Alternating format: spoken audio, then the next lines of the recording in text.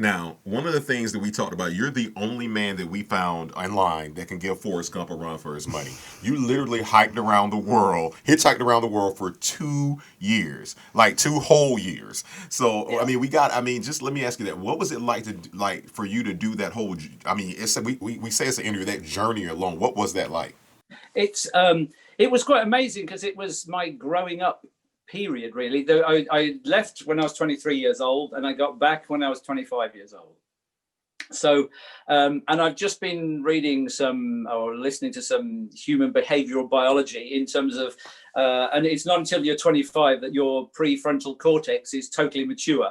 So there's something about this final learning process, and for me that was a really rich time to be able to see the different cultures and religions and geography and whatever. You just go, oh my god, I'm a person on this planet, and look how different it is wherever I go. It clearly, so that's what the growing up is what inspired you. But let me ask you this: if it's a two-parter, what's the most interesting place you journeyed to, and what, more importantly, at least for me, what was your most interesting mode of transportation? Okay, so one of the interesting place may have been China, because it's maybe it's not like China nowadays. When I went in, it was maybe I was one of the first people in to China after they opened the doors up. So it was quite interesting for me to feel racism as a white person, because it's not something that in my other experience that I get this. So it feels, yeah, I'm this very strange, hairy. I've got hairs on my arms. I've got curly hair. It's like they're looking at me like I'm a monkey. It's like going, "You're not human. What is this? What is this on your head? It's not black. It can't be hair. You're blonde. So what is it?" So it became and because they were so locked down and they'd had the Cultural Revolution, um, they were still very scared of giving out information. So I would go to a hotel and ask for a bed, and they would sort of be going, "No, no, this isn't a hotel." You go to a rail station, "Can I have a rail ticket?" "No, no, this isn't a railway station." They're all worried that they're going to be, executed for telling, a foreigner some secrets. And it may be let them know that this is a hotel, this is a railway station, maybe a secret. Well, that kind of answers my next question. I was going to ask about any scary encounters. And even when you say it's like talking about the racism, even in movies like Mr. Baseball or Fast and Furious Tokyo Drift, you notice when someone from America comes over there, especially someone fair skinned, they're gaijin, gaijin, gaijin. I don't know if you heard that, but this is like one of the most racist things that you can hear. So that's scary in itself. Let me ask you this though: if because you're a creator, you do a little improv, so we're going to improv you real quick. If you were pitching a hitchhiking story for a film, what was something that you went through that might be a pitch that you would give to someone doing a film on hitchhiking? Okay, so here's something now that's going to blow you away. I was a Okay. god. I was a god in the Philippines. Wow. Okay. Oh yeah. I think I can. So this is something that when I got back, people said, "You got to make this into a piece of theatre or something," and I never have. Um, but it was straight out of Monty Python. You know, The Life of Brian.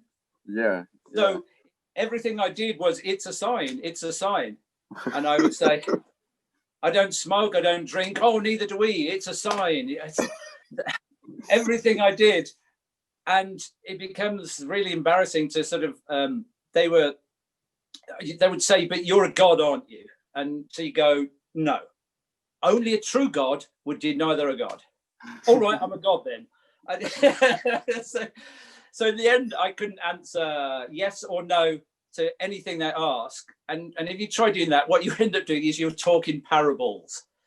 So I was stuck in not being able to escape from this being revered in such a way, and it made me, question humanity on that level. When people, they want to believe, they need to believe, and if I'm the best they can do, well, At that moment, the trip would have stopped for me. I'd be like, all right, this is no longer a road trip. I am now home. This place is good. I have arrived. Yeah. I have arrived. when they started asking me to save people's lives, then I Wow. knew I had to go. It was, if they're saying even the people that were sort of slightly being fraudulent of grading me up, because they knew I did astrophysics, and instead of maybe over here they go astrology, they said, "Oh, astronaut, so you must be a captain." So they introduced me to everybody going around this religious sort of thing as a captain. But even those people were saying, my daughter's dying. I want you to use your special powers. And that is a responsibility I didn't want to have. What do you say to that, man? That's crazy.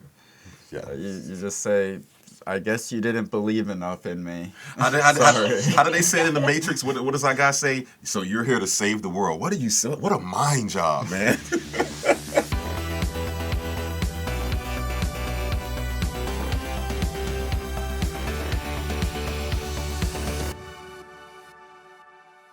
That's the trailer.